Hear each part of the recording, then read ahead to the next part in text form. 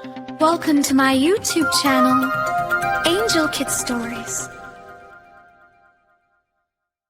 एक समय की बात है, एक गांव में दो दोस्त रहते थे, हरिया और मुनक। हरिया के पिताजी लकड़ी के फर्नीचर बनाने का काम करते थे, लेकिन उम्र ज्यादा हो जाने की वजह से उन्होंने ये काम छोड़ दिया। अब घर की जिम्मेदारी हरिया पर आ गई, लेकिन हरिया के पास कोई काम नहीं था और न ही मुनक के पास कोई काम था। एक दिन हरिया ने सोचा, क्यों न मुनक के साथ मिलकर फर्नीचर का काम किया जाए। मुनक को सारी बात बताते हुए हरिया बोला, भाई मुनक, तुम थोड़े पैसे दे दो, क्योंकि काम शुरू करने से पहले लकड़ियाँ भी तो लानी पड़ेंगी। भाई मेरे पास अभी तो पैसे नहीं हैं, क्यों ना हम दोनों खुद जंगल जाकर लकड़ियाँ काट लाएं? हरिया भी मुनक की बात से सहमत हो जाता है और दोनों लकड़ियाँ काटने के लिए जंगल की ओर चल पड़ते हैं। जंगल में बहुत देर घूमने पर भी उन्हें कोई सीधे तने का पेड़ नहीं मिला। फिर बड़ी मुश्किल के बाद उन्हें एक सीधे बड़े तने वाला पेड़ मिला। मुनक तने पर कुल्हाड़ी चलाने ही वाला था कि हरिया ने उसे रोक दिया।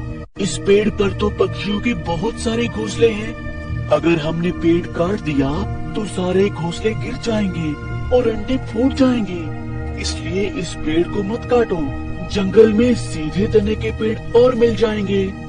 वे दोनों वहाँ से जा ही रहे होते हैं, तभी वो पेड़ बोलता है, रुको, तुमने इन पक्षियों के बारे में सोचकर अपनी उदारता का परिचय दिया है। तुम्हारी उदारता और साफ दिल के लिए मैं तुम्हें एक उपहार देना चाहता हूँ। ये कहते हुए वो पेड़ लकड़ी से बने हुए दो जादुई तख्ते उन्हें देता है और कहता है, ये उड़ने वाले जादुई तख्ते हैं। ये तुम्हें एक खजाने तक ले जाएंगे। तुम वहाँ से धन ले लेना और वापस यहाँ आ जाना। पर ध्यान रखना, ये तख्ते ज्यादा भार नहीं उठा सकते। वे दोनों जादुई तख्तों पर बैठ जाते हैं और तख्ते उड़ने लगते हैं। वे उड़ते हुए एक नदी के ऊपर से गुजरते हैं। तो हरिया देखता है कि एक गाय का बछड़ा डूब रहा है, तो हरिया ने उसे अपने तख्ते पर बिठा दिया। फिर थोड़ा और आगे जाने पर उन्होंने देखा कि एक कुत्ता नदी में डूब रहा है।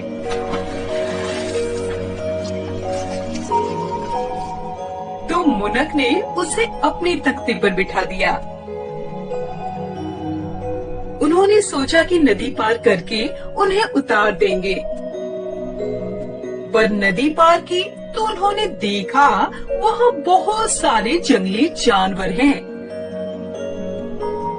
तो उन्होंने बछड़े और कुत्ते को अपने साथ ही रख लिया और फिर तख्ते पर उड़ते हुए एक गुफा में जा पहुँचे, जो भयंकर जंगली जानवरों से घिरी हुई थी।